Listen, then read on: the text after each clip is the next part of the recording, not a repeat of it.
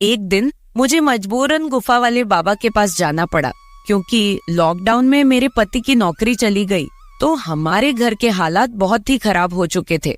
मेरी सहेली ने बताया था कि गुफा वाले बाबा के पास माथा टेकने से हर समस्या का समाधान हो जाता है।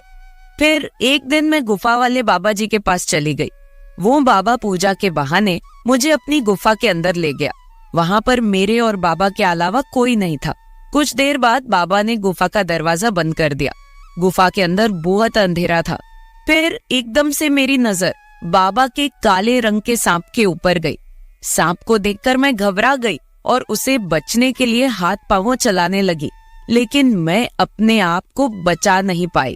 फिर बाबा ने भी मेरे अकेले होने का फायदा उठाया और मेरे साथ कुछ ऐसा हुआ कि दोस्तों, मेरा नाम रितिका है और मेरी उम्र 26 साल की है। मैं शादीशुदा औरत हूँ। मेरे परिवार में मेरे पति राहुल और मेरी 2 बेटियां हैं। हमारी अरेंज मैरिज हुई थी। हमारी शादी को 15 साल हो चुके हैं। इसी बीच हमारी 2 बेटियां हुई। बड़ी का नाम हमने बड़े प्यार से रोशनी और छोटी का नाम काजल रखा। मेरे पति एक मिडिल क्लास फैमिली से बिलोंग करते हैं। वो प्राइवेट कंपनी में नौकरी करते थे, मगर कंपनी में लॉकडाउन के दौरान उनकी नौकरी जाती रही। फिर हम पंजाब से दिल्ली शिफ्ट हो गए और काम की तलाश करने लगे। मेरे पति को कोई काम नहीं मिल रहा था। वो कई दफ्तरों में इंटरव्यू देने के लिए जाते रहते, पर फिर भी उन्हें नौकरी नहीं मिल पा रही थी। इसी कारण हमारे घर में आए दिन पैसे को लेकर लड़ाई झगड़े होने शुरू हो गए। अब घर तो पैसों से ही चलता है। आम आदमी की जरूरत कभी खत्म नहीं होती। लिमिटेड पैसा होने की वजह से हम बहुत ज्यादा टेंशन में रहने लगे थे। हम दोनों के बीच अब और भी झगड़े होने लगे थे। मैं बहुत परेशान हो चुकी थी। फिर एक दिन मैं अपनी सहेली को ये सारी बातें बताई तो उसने मुझे बताया कि कोई बाबा है जो गुफा वाला बाबा के नाम से मशहूर है। कहते हैं कि उसके पास जाने से हर कोई समस्या का समाधान हो जाता है। दूर दूर से लोग उसके पास माथा टेकने के लिए आते हैं। उस बाबा को लोगों ने काफी बड़ा दर्जा दिया हुआ है। कहते हैं कि वो बाबा मन की शक्ति प्रदान करता है और लोगों के दुख तकलीफ दूर करता है। मैंने अपने पति को यह सारी बात बताई। मेरे पति इन सब बातों में विश्वास नहीं करते थे। उन्होंने मुझसे कहा, तुझे अगर जानना है तो जाओ, मगर मुझे इन सब के लिए फोर्स मत करना। मैं पहले से ही बहुत परेशान हूँ। मैंने सोचा कि मैं अपने पति को बाबा के पास जाने के लिए ज्यादा फोर्स ना ही करूं तो अच्छा है। अगर उन्होंने मुझे भी जाने से मना कर दिया तो फिर मैंने सोचा कि मैं अकेली ही चली जाती हूँ। मैंने बाबा के पास जाने का विचार बना लिया, क्योंकि मेरे पति ने मुझे जाने के लिए आज्ञा तो दे ही दी थी। हमारे घर के हालात बहुत बिगड़ चुके थे, इसलिए मैंने मजबूरन गुफा वाले बाबा के पास जाने की पूरी तैयारी कर ली। मैं ये सोच रही थी कि शायद उनके पास हमारी परेशानी का उपाय हो। अगले ही दिन में नहा के अच्छी सी साड़ी पहन के बाबा जी के आश्रम में चली गई। बाबा जी दिखने में 45 से 50 साल की उम्र के लग रहे थे। उनके आसपास भक्तजन बैठे थे। उनके दोनों बाजू में 2 लड़कियां करीब 25 की उम्र की सफेद साड़ी में खड़ी थी। बाबा जी भगवान और शक्ति की बातें कर रहे थे। सत्संग खत्म होने के बाद सब लोग एक एक करके बाबा जी से मिलने जाने लगे। जब मैं उनके पास पहुंची तो वो मुस्कुराए और मुझे आशीर्वाद दिया और कहने लगे, पुत्री, तुम्हारे माथे की लकीर देख के लगता है कि तुम घोर कष्ट से गुजर रही हो। बताओ क्या कष्ट है? बाबा जी तेरा कष्ट दूर कर देंगे, कल्याण हो जाएगा। बाद में बाबा जी और लोगों को मिलने लगे और मुझे इंतजार करने को कहा। मैं साइड में बैठकर इंतजार कर रही थी। सबके जाने के बाद बाबा जी ने मुझे बुलावा भेजा तो मैं उनके पास गई। बाबा जी के साथ उनकी 2 सेविका भी थी जिन्होंने सफेद साड़ी पहन रखी थी। एक शिष्य भी था जिसने धोती पहनी थी। बाबा जी ने मुझे अपने सामने बैठाया और पूजा करने लगे। उनकी सेविका पीछे दिया लेके खड़ी थी। बाबा जी की आंखें बंद थी और वो अपने होंठ हिलाते जा रहे थे, जैसे कि मन में कुछ मंत्र का जाप कर रहे हो। फिर बाबा जी ने आंखें खोली और मुझे गंभीरता से देख के कहा, जिसका डर था वही हुआ पुत्री। तुम्हारी जन्म पत्रिका में दोष है, जिसकी वजह से तुम्हारे परिवार के विकास में बाधा आ रही है। इसके लिए तुझे पूजा करवानी होगी, इसका उपचार करना पड़ेगा। बाबा जी की बात सुन के मैं थोड़ा घबरा गई।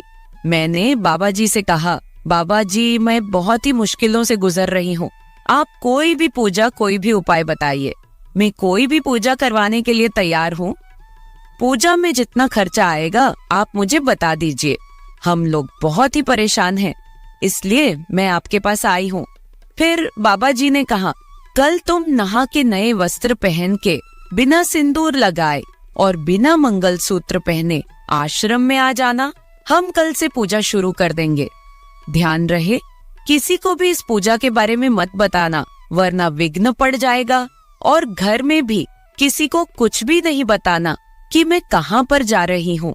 शायद मैं बता देती कि मैं कहाँ जा रही हूँ तो अच्छा होता, लेकिन बाबा जी ने कहा था कि पूजा में विघ्न पड़ेगा, इसलिए मैंने किसी को भी नहीं बताया। फिर मैं वहां से निकल के अपने घर आ गई। पूरी रात मैं सो नहीं पा रही थी। मैं ये सोच रही थी कि मेरी कुंडली में दोष है, मेरी वजह से पूरे घर पर मुसीबत आई है और अब मैं ही इसे सुधारूंगी भी। अगली सुबह में अपने पति को नाश्ता करा के अपने बच्चों को स्कूल छोड़ने के बाद वापस घर आई। मेरे पति भी नाश्ता करके ऑफिस के लिए निकल चुके थे। मैंने घर का सारा काम खत्म किया और फिर नहाने चली गई। मैं अच्छे से नहा के एक पीले रंग की साड़ी में तैयार हुई और फिर बिना सिंदूर लगाए और बिना मंगलसूत्र के बाबा जी के आश्रम चली गई। आज आश्रम में कोई नहीं था। मैं यह देखकर घबरा गई कि आज आश्रम बिल्कुल खाली क्यों है। मुझे अकेले वहां पर डर लगने लगा।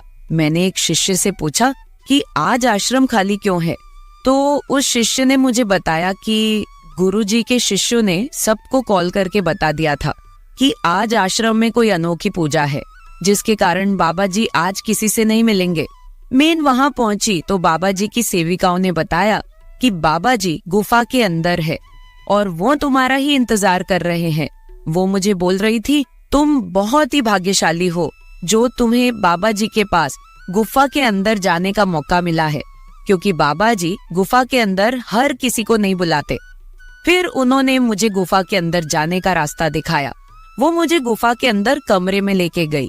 वहां अंदर एक बेड था और उस बेड के सामने वाली जगह में बाबा जी ने एक यज्ञ का वेदी खड़ा किया था। मैंने सोचा कि यही बाबा जी यज्ञ भी करते होंगे और फिर रात में सोते होंगे। मेरी सोच को रोकते हुए उनकी एक शिष्या बोली, तुम बिल्कुल सही जगह आई हो, बाबा जी तुम्हारी हर इच्छा पूरी कर देंगे, उनके पास बहुत बड़ी शक्ति है। तुम बाबा जी के साथ यही बैठो, हम लोग बाहर जाते हैं। तुमने किसी को बताया तो नहीं कि तुम यहाँ आई हो? मैंने नामे सिर हिलाया। बाबा जी ने मुझे बैठने के लिए कहा। मैं और बाबा जी वही फर्श पे बैठ गए। बाबा जी मंत्र बोलकर अग्नि में घी डाल रहे थे। वो मंत्रों का उच्चारण करते जा रहे थे। फिर एक सेविका बाहर से दूध का ग्लास लेके अंदर आई। बाबा ने थोड़ा दूध अग्नि में डाला और बाकी दूध को हाथ में पकड़ के कुछ मंत्र बोला और फिर वो दूध मुझे पीने को कहा। बाबा बोले, इसे पी जाओ, लेकिन मुझे डर लग रहा था कि कुछ गलत ना हो जाए, क्योंकि यहाँ पर कोई और नहीं था। मुझे डर लग रहा था, मगर मैंने डरते डरते दूध का ग्लास हाथ में ले लिया और दूध एक ही बार में पूरा पी लिया। दूध पीने के बाद मुझे कुछ अजीब सा लगने लगा। अचानक ही मुझे नशा सा चढ़ने लगा। मेरी आंखों के आगे अंधेरा छाने लगा। मैं बेहोश सी होने लगी। मैं फर्श पे ही गिर पड़ी। मुझे लगा कि मुझे शायद कुछ कमजोरी की वजह से चक्कर आ गए हैं। पहले तो मैं कुछ समझ ही नहीं पा रही थी। कुछ देर बाद मुझे थोड़ा सा होश आया तो मुझे पता चलने लगा कि मेरे साथ क्या क्या हो रहा है, पर मैं उसका विरोध नहीं कर पा रही थी क्योंकि मैं पूरी तरह होश में नहीं थी। मुझे महसूस हो रहा था कि कुछ जने मिलके मुझे उठा रहे हैं और फिर उन्होंने मुझे पलंग पे लेटा दिया। मैं आंखें खोल के सब कुछ देख रही थी मगर कुछ कर नहीं पा रही थी। फिर उस बाबा ने अपने शिष्य को बाहर इंतजार करने के लिए कहा। बाबा ने पूजा शुरू कर दी। मैं बाबा की यह हरकत देखकर हैरान रह गई। मैं सोचने लगी कि यह किस तरह की पूजा है। मेरे पति ने तो कई दिनों से मुझे छुआ तक नहीं था, क्योंकि वो अपनी परेशानियों से घिरा रहता था। घर की परेशानियों को देखकर मैं तो खुद बहुत परेशान थी अगर मैं परेशान ना होती तो यहाँ फर्जी बाबा के पास पूजा कराने कभी ना आती। बाबा के पास आने से पहले मैंने सोचा था कि अगर एक पूजा कराने से हमारे घर में सुख समृद्धि आती है तो इसमें हर्ज ही क्या है। लेकिन मुझे नहीं पता था कि यह बाबा मेरे साथ ये हरकत करेगा। मैं बेहोशी की हालत में बाबा की तरफ देख रही थी। वो मुझे बोलते जा रहा था कि पुत्री, एकदम से शांत हो जाओ और पूजा करो। मैं तुम्हारी सब परेशानी दूर कर दूंगा। तुम्हारे घर को भी शुद्ध करना पड़ेगा। किसी दिन तुम्हारे घर पे जाकर घर को भी शुद्ध कर देंगे। लेकिन मुझे अब धीरे धीरे पता चल रहा था कि कुछ गलत हो रहा है। फिर बाबा बोल रहा था, कैसा लग रहा है पुत्री? तुम्हारे दिल में जो भी परेशानी है दिल से निकाल दो। फिर बाबा जोर जोर से मंत्र उच्चारण करने लगा। सुबह जब मैं घर से निकली थी तो मैं बहुत खुश थी कि चलो पूजा हो जाएगी तो घर में कुछ बरकत होगी। लेकिन मुझसे बहुत बड़ी भूल हो गई थी कि मैंने किसी को बताया नहीं आने के बारे में।